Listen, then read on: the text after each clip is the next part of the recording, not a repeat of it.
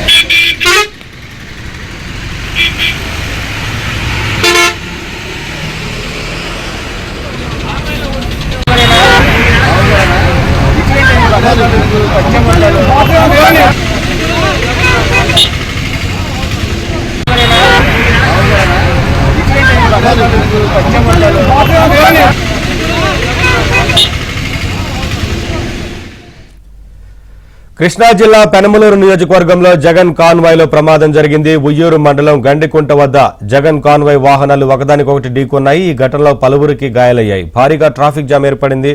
పోలీసులు ఎంత చెప్పినా వినకుండా ఇష్టం వచ్చినట్లు జగన్ కాన్వాయ్ ముందుకు సాగుతోందని విమర్శలొస్తున్నాయి. అప్డేట్స్ మా కరెస్పాండెంట్ సత్యారెడ్డి తెలుసుకుందాం. సత్య, జగన్ ఏదైతే కృష్ణా జిల్లా పర్యటన చేపట్టారో మెంతా తుఫాను బాధితులు ఎవరైతే రైతులున్నారో వాళ్ళు పరామర్శించేందుకు, అది పరామర్శ యాత్రలాగా కాకుండా బల ప్రదర్శనలా కొనసాగుతున్నట్లే కనిపిస్తోంది. ఎన్నికల ప్రచార రోడ్ షో లాగా దీన్ని నిర్వహిస్తున్న పరిస్థితి అయితే ఉంది. అయితే కొద్దిసేపటి క్రితం పెనమలూరు నియోజకవర్గంలో అడ్డుపదుపు లేకుండా ఈ కాన్వాయ్లు ముందుకు తీసుకెళ్తూ ఉన్న సమయంలోనే ఉయ్యూరు మండలం గండిగుంట వద్ద ఒకదానికొకటి కాన్వాయ్ వాహనాలు గుద్దుకున్నాయి. దీంతో పలువురికి స్వల్ప గాయాలు కూడా అయ్యి భారీగా ట్రాఫిక్ జామ్ అయిన పరిస్థితి అయితే ఉంది.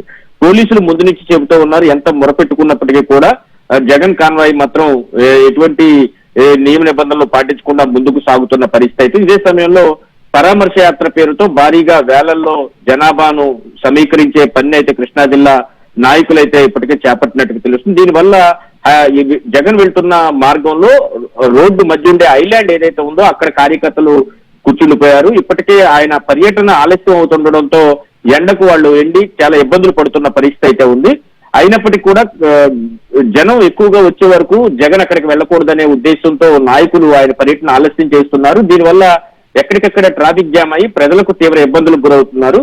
కొద్దిసేపు క్రితం పామర్రు మాజీ ఎమ్మెల్యే కైలా అనిల్ కూడా అక్కడ ఉన్నట్టు సీఐతో వాగ్వాదానికి దిగడం, ఆయన్ను ఇష్టానుసారంగా దూషించడం, బెదిరించే విధంగా మాట్లాడడం లాంటివి కూడా మనం విజువల్స్ లో కూడా చూడొచ్చు. కాబట్టి ఉదయం నుంచి సాయంత్రం వరకు కూడా ఈ పర్యటన కొనసాగే విధంగా ఉన్నట్టుగా మనకు కనిపిస్తోంది. నిజానికి పోలీసులకు వాళ్ళు ఇచ్చినటువంటి షెడ్యూల్ తీసుకుంటే కనుక ఉదయం 9:30కు ఆయన నివాసం నుంచి బయలుదేరి పెనమలూరు సెంటర్, అదేవిధంగా ఉయ్యూరు బైపాస్ మీదుగా పామర్రు 11 గంటలకల్లా చేరుకోవాల్సి ఉంటుంది. గూడూరు పెడన్ నియోజకవర్గం గూడూరు 11 గంటలకు చేరుకోవాలి.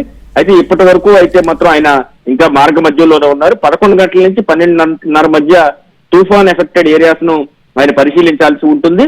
అదేవిధంగా 12:30కు తిరిగి అక్కడి నుంచి బయలుదేరి అవనగడ్డ హైవే మీదుగా తాడేపల్లి 2 గంటలకల్లా తిరిగి రావాల్సి ఉంటుంది. అయితే ఇప్పటికి 1 గంట దాటుతోంది. ఇంకా పర్యటన ముందుకు వెళ్తున్న పరిస్థితి అయితే ఉంది.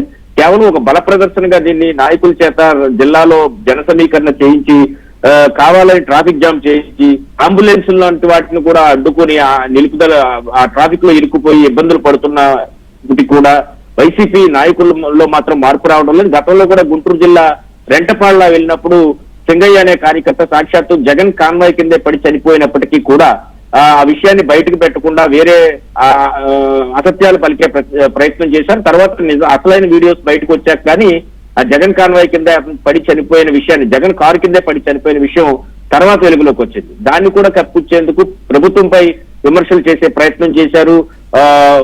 వెంటనే ఆయన్ను షిఫ్ట్ చేయలేదు హాస్పిటల్కి అనే విమర్శలు అయితే చేస్తూ ఉన్న పరిస్థితి అయితే ఉంది. కాబట్టి ఆయన ఎక్కడికి పరామర్శ యాత్రకి వెళ్ళినా అది ఒక బల ప్రదర్శన లాగా మార్చి చివరకు స్థానిక ప్రజలకు తీవ్ర ఇబ్బందులకు గురి చేయడం అనేది నిత్యకృత్యంగా మారిపోయింది. చివరకు జగన్ కాన్వాయ్లో వాహనాలు కూడా గుద్దుకుని కొందరు గాయాలైనప్పటికీ కూడా ట్రాఫిక్ ఆంక్షలను, పోలీసు నిబంధనలు అన్నింటినీ కూడా పూర్తి స్థాయిలో ఉల్లంఘించే విధంగా ఈ పర్యటన సాగుతున్నట్లుగా మనకు కనిపిస్తోంది. సత్య, గతంలో చేసిన పర్యటనలకు సంబంధించి కూడా ఇటువంటి ఇబ్బందులు ఎన్నోసార్లు వస్తూ ఉన్నాయి. వరుసగా ఇదే ఘటనలు జరుగుతున్న నేపథ్యంలో పోలీసులు అనుమతులకు సంబంధించి కూడా నిబంధనలతో కూడిన అనుమతులు ఉన్నప్పటికీ మొత్తం ఉల్లంఘిస్తూ పర్యటన కొనసాగుతున్న నేపథ్యంలో తదుపరి పర్యటనపైన ఏమన్నా చర్యలు తీసుకునేందుకు అవకాశం ఉంటుందా? పోలీసులు గత పర్యటన అనుభవాన్ని దృష్టిలో పెట్టుకొని ఈ పర్యటనకు సంబంధించి వాహనాల విషయంలో కావచ్చు, ఆ తర్వాత ఈ జన సమీకరణ అన్ని విషయాల్లో నిబంధనలు ఉన్నాయి కదా? నిబంధనలు ఉన్నప్పటికీ కూడా పోలీసులు పర్ఫెక్ట్ గా చెప్తున్నారు, నిబంధనలన్నీ పాటించాలని చెబుతున్నారు.